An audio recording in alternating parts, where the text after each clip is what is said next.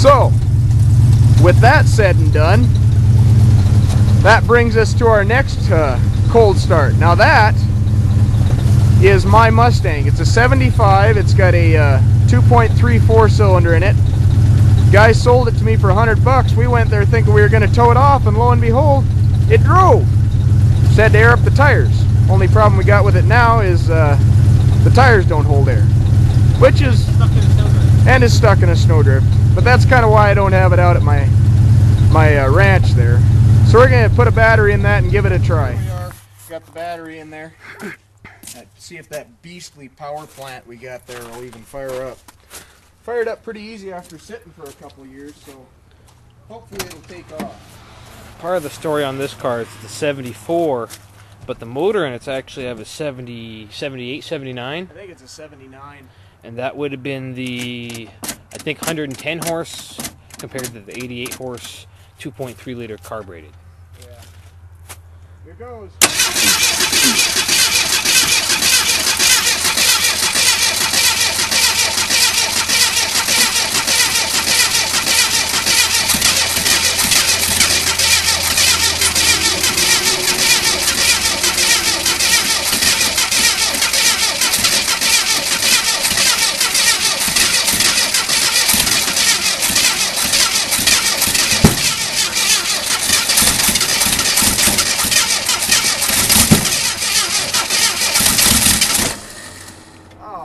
To. Backfiring into the carburetor, I think.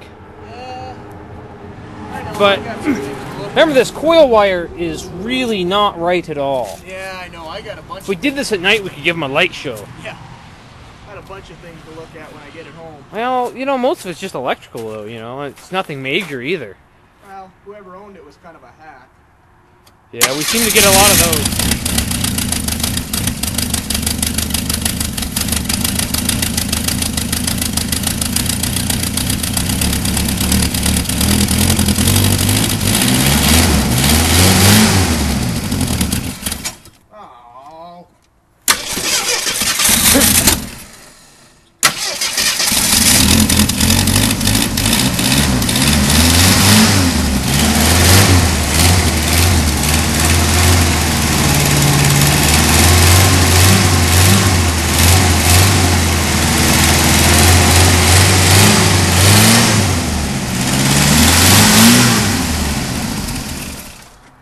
This motor is supposedly fairly new, but apparently when they put it in, they didn't bother rebuilding the carburetor, replacing anything other than what they had done.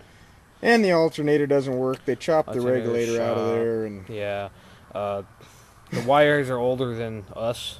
Yeah. Well, no, you replaced the wires, just not the coil wire, I guess. Well, the coil wire that I got. Remember, I got it from CarQuest in Sydney. It was the wrong coil wire. And yeah. It was the wrong coil wire. I know. Yeah. And there's an exhaust, you know, the manifold leaks a little bit. Overall, you know, it hasn't been running probably, so let's see, what did he tell us, 10 years? Yeah, I think Roy told me he pulled it home. No, he said he could barely get it home. It barely ran. Well, and we never had a problem. Okay.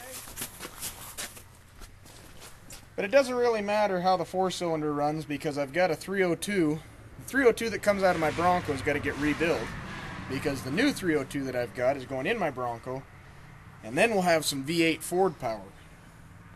But at any rate, hey, you can count on your Fords, right?